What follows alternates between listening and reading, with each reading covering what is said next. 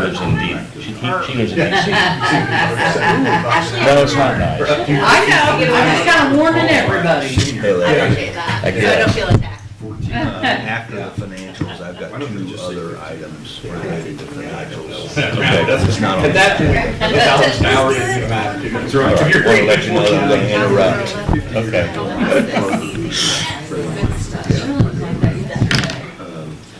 We are live, Larry, whenever you're ready. Oh, okay. Just one day.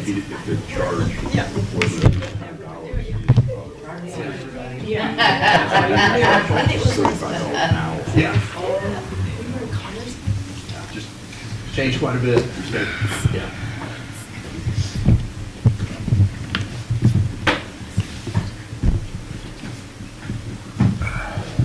Call this meeting to order. Note that we have a quorum. And we have a treasurer's report to approve. Or not. It was sent to you via email. You should have 2 documents in front of you. I'll respond to any questions. It's pretty straightforward.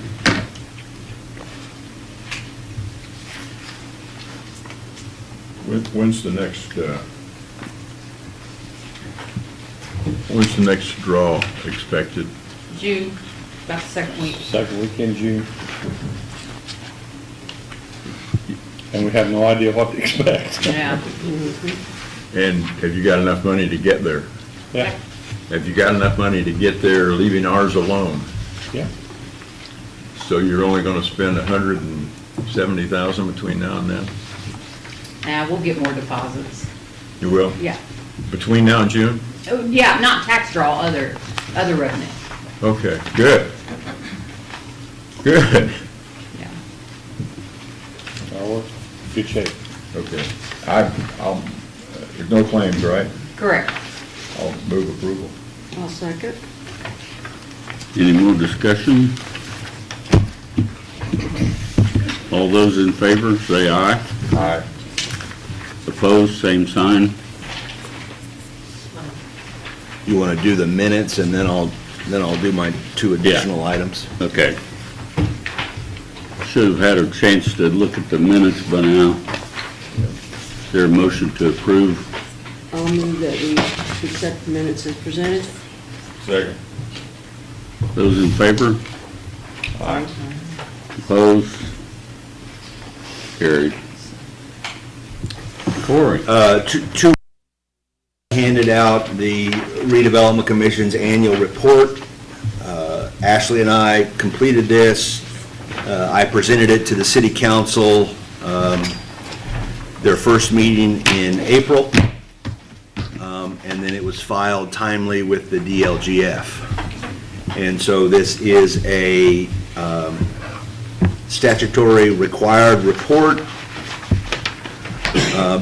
for calendar year 2025.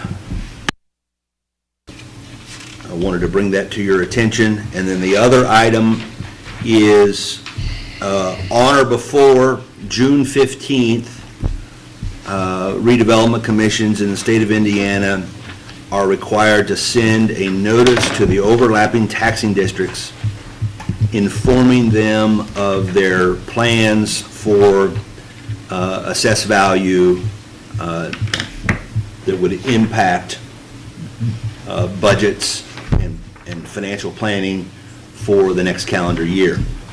And so I just want to note that we have this meeting and then your May meeting to make a decision in regards to that, because you meet in June after the deadline.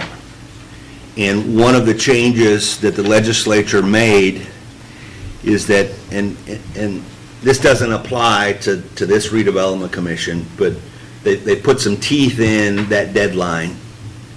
And if the notice isn't provided, the auditor, the county auditor, can automatically pass through 5%. Evidently, there were some redevelopment commissions across the state of Indiana that weren't maybe doing this notice. And so I just wanted to bring that to your attention. we probably need our May meeting. And I'm going to work with Baker Tilly in advance of your May meeting and come to you with a recommendation in terms of how much of the AV, if any, has passed through. My educated guess at this point is we'll do what we did last year in terms of passing through or not. Just wanted to give you a heads up on that.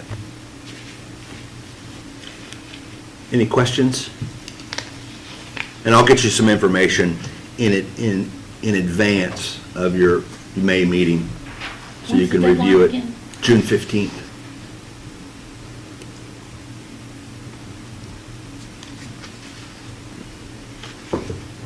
Those were my two items. Okay. Any claims to approve? No. Do you know how many claims to approve? Oh, no, I'm sorry. That's all right. I thought we already went through that. I'm sorry. Yeah, tell us about the Firestone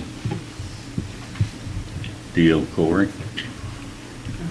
Well, you have a proposed engagement letter from Ice Miller to defend the city against a CERCLA claim in federal court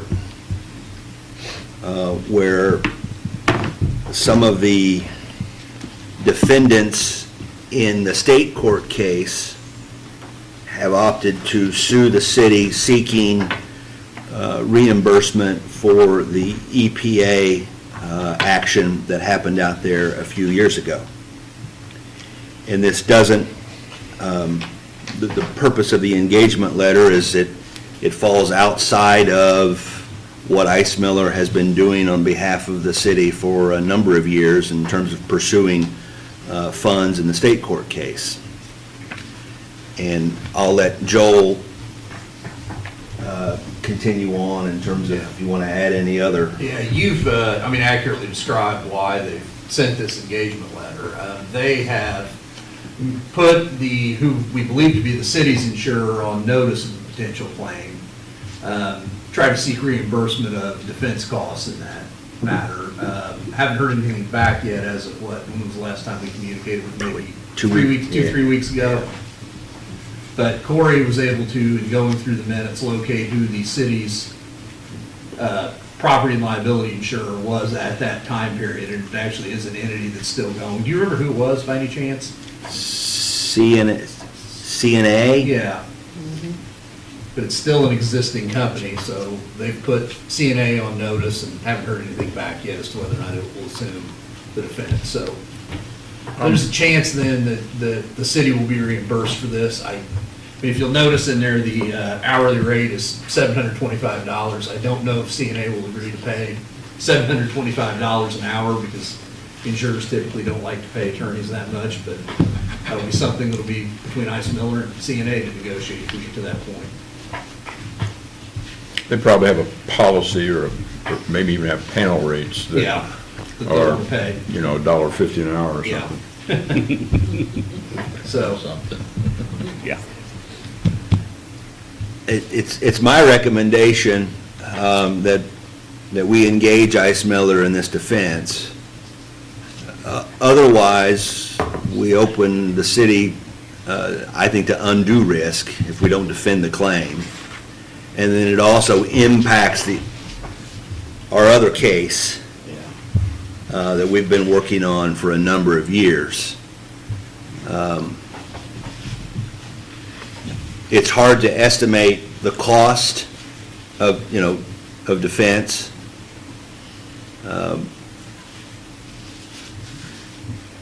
But I think you're two items.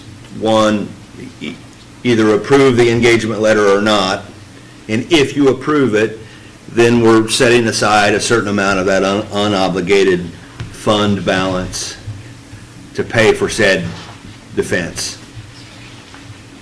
If you ask how much, I'm going to say, let's go gamble, because I really don't know.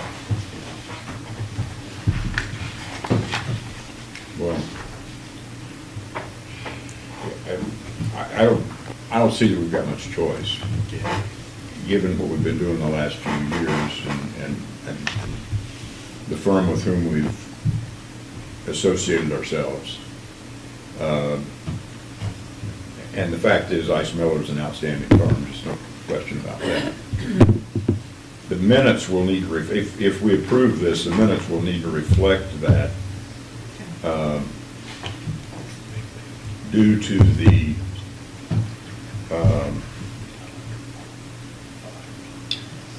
specialty area into which this litigation falls, and the fact that there are not a lot of lawyers practicing out here in this specialty area, that we're inclined to approve it. And I noticed that the senior partners get up to $1,490 an hour, which tells me I retired way. Is that retired senior partners or just active senior partners? That just, I just told Joel I'm coming back. So I agree with the recommendation. I think we need to hire them. I'm relieved, I should point out, and the minutes need to reflect this also, that their standard verbiage talks about who the client is, and very specifically says that the client is the entity in the to whom the engagement letter is addressed. And the engagement letter is addressed to both the Redevelopment Commission and the City of Newcastle. And I take some comfort in that. So I move that we go forward with the hiring of Ice Miller pursuant to the engagement letter. Is there a second? I'll second that. Any more discussion?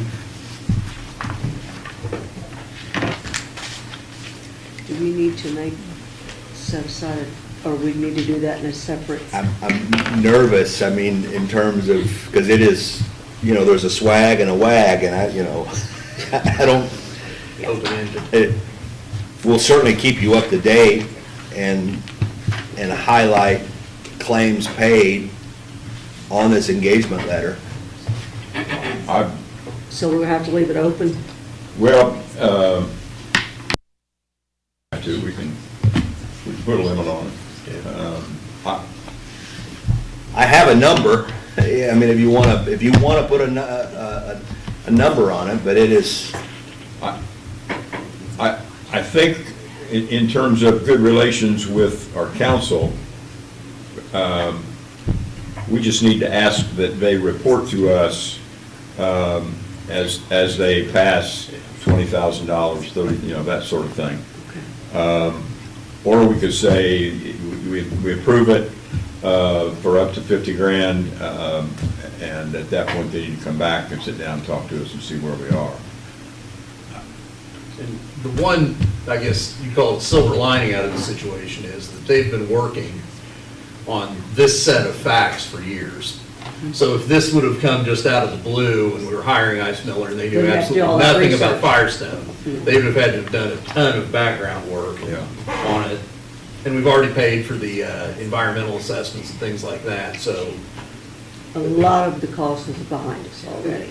it would be much more expensive if a month ago we would have just received a surplus suit and never thought about Firestone. Okay, so that would be scary to think about what that might end up costing at the hourly rate with all the work and investigations that need to be done, whereas with this, a lot of the background work has already been done, so. I'd like to think the bulk of the cost is behind us, but yeah, I think that's pretty optimistic. Yeah. What's your number, Court? 25,000. And you mentioned 50. Is there something in between? No, 25 is fine. There's no retainer called for, which is good. We're not out of retainer going in.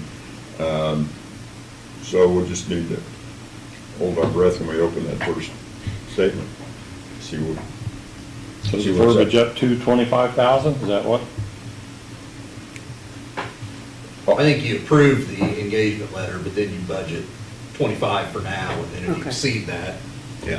talk about what else to hold back. And I think it's acceptable, it'll be acceptable to Vice Miller, that we ask them to report to us Oh, when they absolutely. get to Yep. certain plateaus. Yeah. That won't cause any hard feelings, I don't think. Not at all.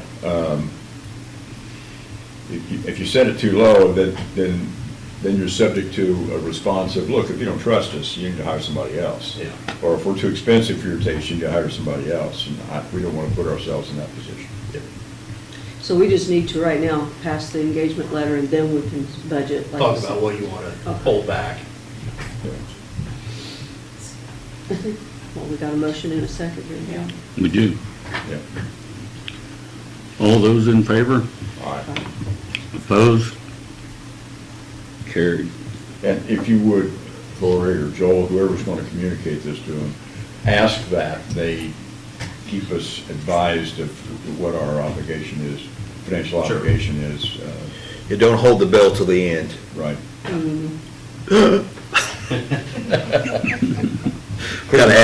Gotta have time to have it. Well, there's a tendency, especially in big firms, where you've got lawyers that don't typically deal with their clients.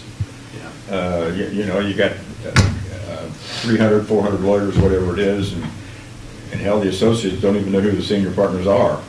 And they're working their tails off and never deal with the client, and the client doesn't know what's going on, and then suddenly a partner takes a look at it and says, hey, this client owes us $83,000, maybe we ought to send them a bill. And that leads to bad things. That's not what Morgan and Morgan says. They come to your house every day and sit right down with you and just being a little sarcastic there. I understand, and we could hire Morgan and Morgan. My guess is their rates would be very similar. Probably. Yeah.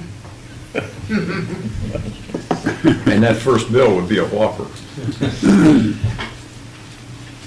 So how much do we want to allocate for that? Well, you have, if you look at your obligated funds report, we have professional fees estimated at $38,000 already. So my recommendation is let's just see how it plays out, and I'll keep you up to date. And So we can dip into that obligated. Yeah. and Now, when I put that number together, it did not, this wasn't on my bingo card. But we're okay for now. Okay. Is that okay with everybody? Okay. Economic development report? Nothing? No report unless you have questions. Main Street?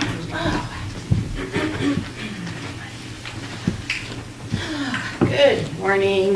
Morning. I I think you I won't have be one. here, I you're have going one. somewhere. Okay. I think I have only good things to report this morning. We love that. This first is an invitation to our annual meeting. It's a week from tomorrow, and it will be at 1414 venue on Broad Street.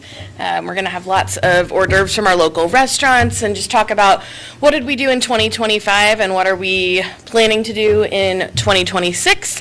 So we would love to have you join us.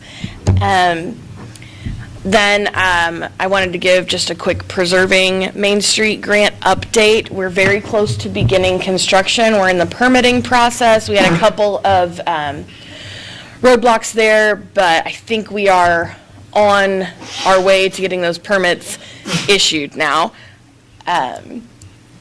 We had to track down some minutes from the HPC so that we could so that we had record that we are allowed to supersede their COAs because of the state level of the grant. So SHPO's involvement, SHPO's involvement, State correct. Historic Preservation Office. Yes. Okay. Because of their permitting, our local commission doesn't have to issue permits.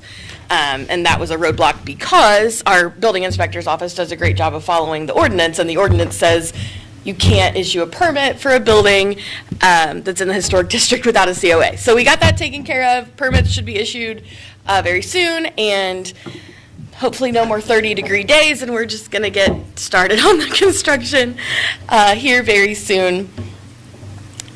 I had two other things. I'm going to remember them. Oh, I was able to travel to Tulsa, Oklahoma last week with two of our board members for our national conference, and that was a wonderful experience. I wanted to give you some statistics that they gave us at the opening plenary. So the Main Street movement nationwide is 42 years old at this point, and that has resulted in $115 billion investment in the national economy, 180,000 new businesses, and 800,000 new jobs. Which is obviously, that's a huge accomplishment for a small movement like Main Street. So we're very proud of that.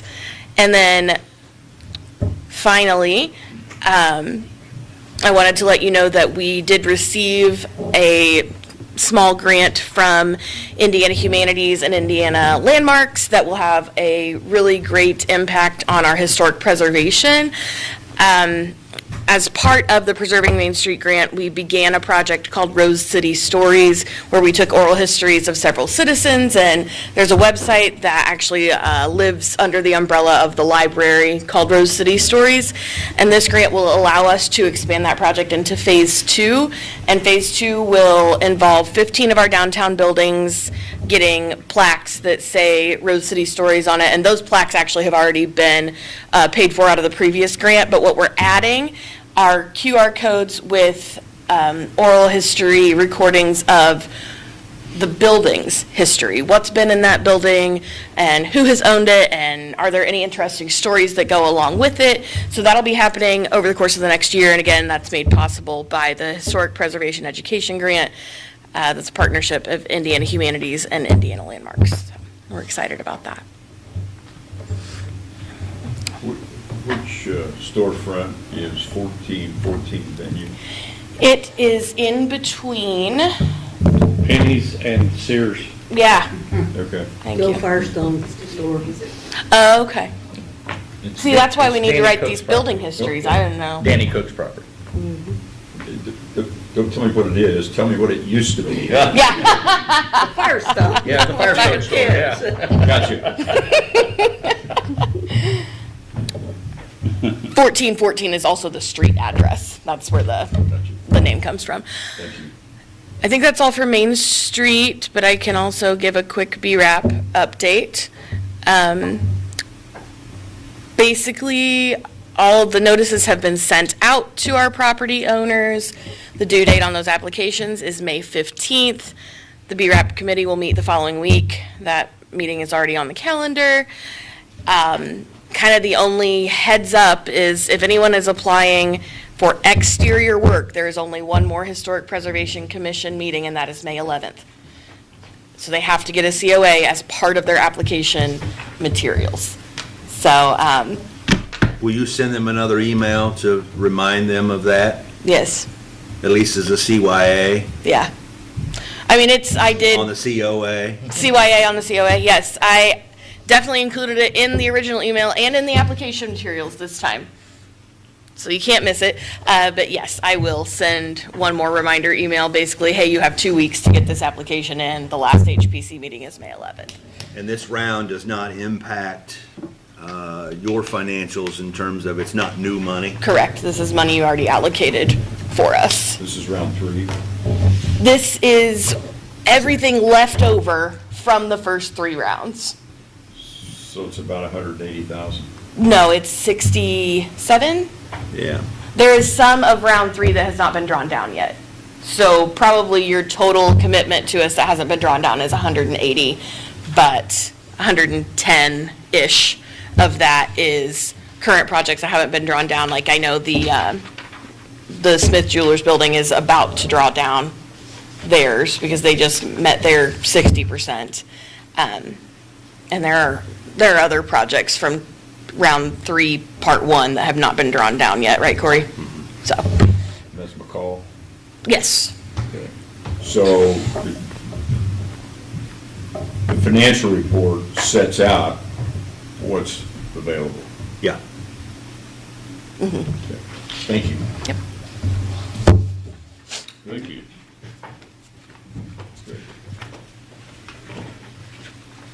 Is there anything else we need to discuss today? If not, this meeting's adjourned.